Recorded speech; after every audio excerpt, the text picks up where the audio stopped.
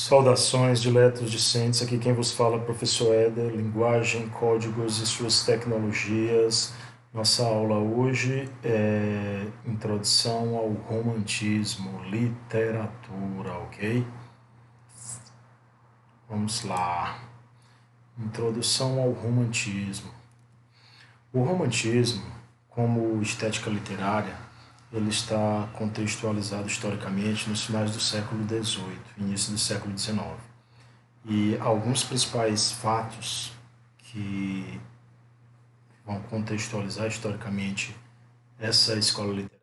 Primeiro, a Revolução Francesa, a ascensão da burguesia e uma filosofia individualista e liberal, fruto do iluminismo. Então, a Revolução Francesa de 1789, ela é um marco histórico referencial do surgimento da burguesia no cenário da história contemporânea, na quebra das relações de poderes entre a nobreza e os burgueses, que era a classe em ascensão, e o romantismo vai ser na arte, será na arte, a expressão artística dos valores, dos anseios dessa nova classe em ascensão que é a burguesia. Nesse contexto histórico do surgimento do romantismo, nós temos o aperfeiçoamento da imprensa. Então, é no contexto do romantismo que a imprensa começa a se aperfeiçoar. E se aperfeiçoar de que forma? A primeira coisa é a concepção da obra, né, em si, do livro em si, da obra escrita. O burguês vê esse livro como um produto de consumo. Então, daí surge o folhetim. O folhetim, ele é nada mais nada menos do que um modo de narrar, de contar a história.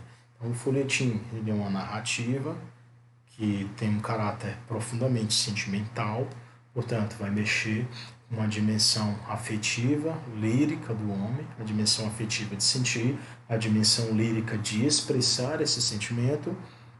E uma outra característica do folhetim é que ele apresenta algumas técnicas durante essa narrativa de provocar suspense, de provocar, fazer com que o leitor queira continuar aquela leitura, e uma forma também de manter esse leitor preso através de antecipações, de pérolas encapsuladas, de contando pequenos acontecimentos que vão desdobrar nessa história, que vão chamar a atenção dessa história. Quando a gente está falando aqui de folhetim, a gente está falando muito principalmente de uma técnica que é muito utilizada nas telenovelas. Então você vai lembrar das telenovelas, você vai observar, você está assistindo um capítulo aqui de uma novela e de repente o capítulo é interrompido. O que é isso? É um gancho. Um gancho para quê? Para fazer com que você assista o capítulo do próximo dia. Quer dizer, assim ele mantém a atenção do leitor. E aí, às vezes, ele pode dar.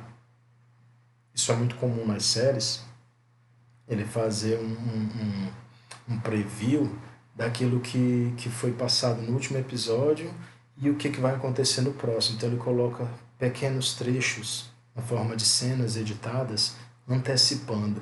Isso é um gancho que remonta a esse contexto histórico aqui, ó, começo do século XIX, final do século XVIII, com o romantismo, com a criação do folhetim. E uma terceira característica que vai ilustrar o contexto histórico do surgimento dessa escola literária é o liberalismo, né, chamado laissez-faire, em oposição à tradição clássica. Essa tradição clássica era a hegemonia do poder nobre, ao qual, com a ascensão da burguesia, essas relações de poderes elas sofreram uma ruptura. E o outro ideal do realismo, ou a outra característica dele, é a defesa da liberdade de criação, predominantemente. O romantismo, ele é a estética da ruptura. Ele vai romper o quê? Ele vai surgir como moderno em contraposição a um modelo antigo, a uma concepção de beleza. Quando a gente está falando em escola literária, nós estamos falando em concepção de beleza, em concepção estética. Então surge uma concepção estética de mundo que vai se opor àquela em que se baseava a arte clássica, a saber, com a Revolução Francesa, a ascensão da burguesia, a nova forma do fazer artístico, a nova forma de pensar o belo, A saber, nós vamos contrapor dois modelos. O modelo clássico, antigo, existia, e o modelo romântico, que é o que surge. Então, as regras darão lugar ou entrarão em conflito com a liberdade de criação. A utilização de uma técnica apurada vai dar lugar à inspiração subjetiva. O padrão apolíneo da forma vai dar lugar ao padrão dionisíaco da criação, da subversão. A imitação de modelos clássicos pré-estabelecidos vai dar lugar à criatividade, à invencionice. Um exemplo aqui da ruptura do romantismo em relação ao antigo modelo clássico e ao moderno modelo romântico. Por exemplo, da literatura clássica, temos esse soneto de Gregório de Matos. A forma em si já é uma forma clássica, sonetos, 2 quartetos, 2 tercetos. O todo sem parte não é todo. O todo sem a parte não é todo. A parte sem o todo não é parte. Mas se a parte o faz todo, sendo parte, não se diga que é parte sendo todo. Em todo sacramento está Deus todo, e todo assiste inteiro em qualquer parte, e feito em partes todo em toda parte, em qualquer parte sempre fica o todo. O braço de Jesus não seja parte, pois que feito Jesus em partes todo, assiste cada parte em sua parte, não se sabendo parte deste todo, um braço, que lhe acharam, sendo parte, nos disse as partes todas desse todo. Então, o que nós temos aqui nesse poema? Primeiro, nós temos um lirismo metafísico.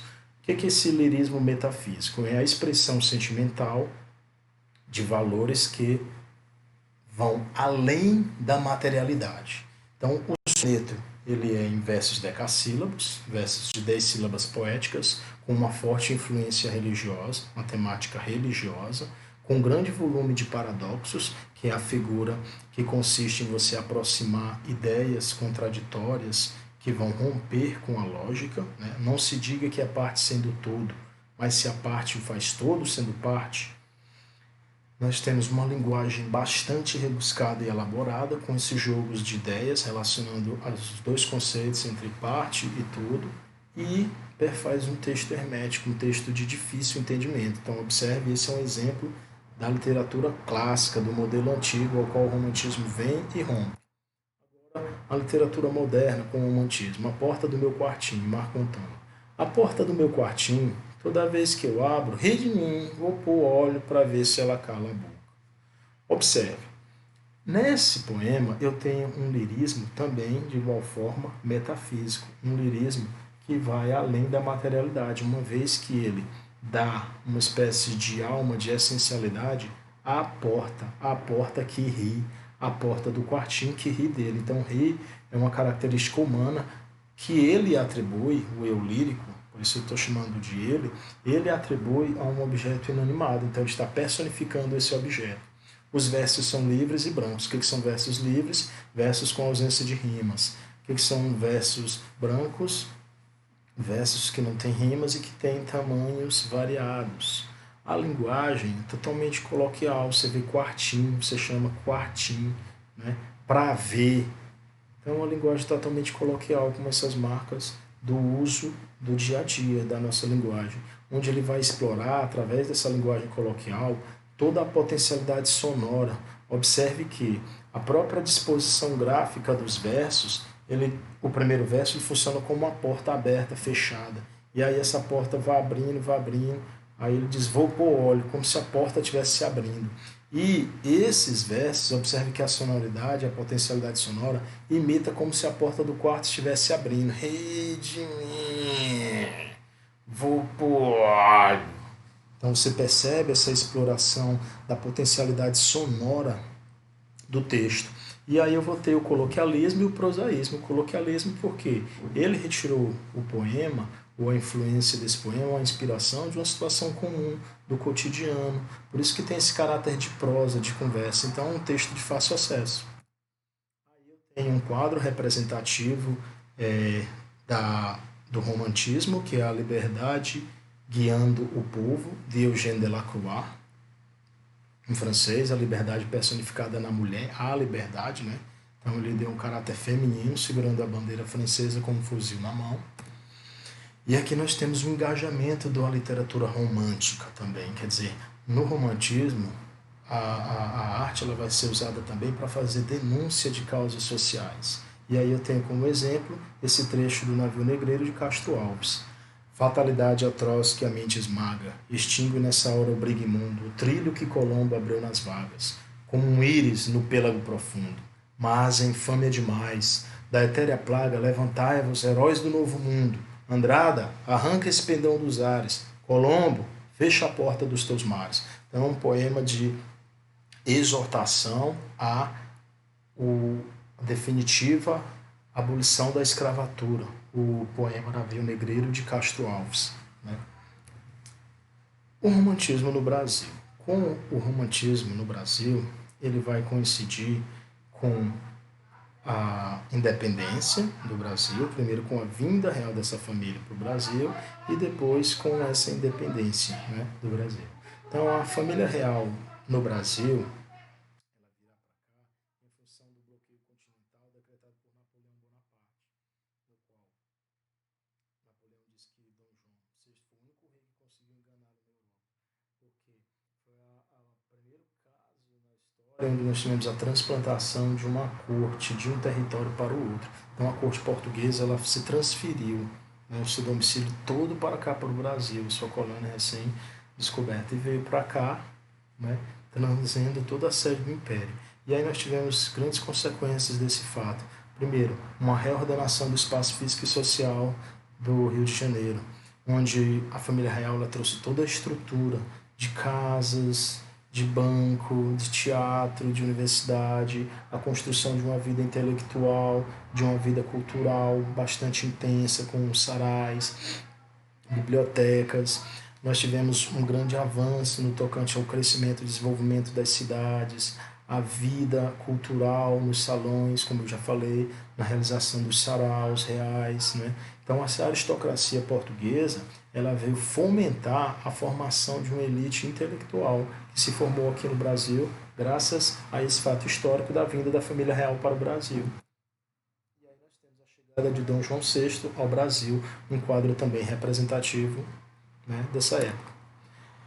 Para finalizar o romantismo no Brasil e essa arte a serviço do espírito de nacionalidade brasileiro, nós temos a formação do Grupo Niterói.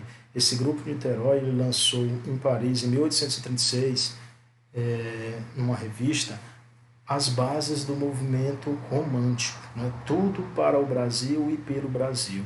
Esse Grupo Niterói era formado por estudantes brasileiros que discutiam os problemas nacionais, as artes, as ciências e as letras, né? Dissertavam, estudavam e debatiam temas como nativismo, nacionalismo e ufanismo. Como eu disse, eles criaram uma revista Niterói, com a publicação da obra Suspiros Poéticos e Saudades, pelo poeta Gonçalves de Magalhães, em 1836. Esse é o marco referencial histórico do surgimento do romantismo brasileiro. E eles tinham uma visão europeia, né, da exaltação da nacionalidade, que estava em moda à época, e essa é uma característica do romantismo, que nós veremos a posteriori, e o comprometimento com o poder. Ele celebrava a jovem nação brasileira que surgia. Então, isso é tudo, pessoal. Um abraço e até a próxima.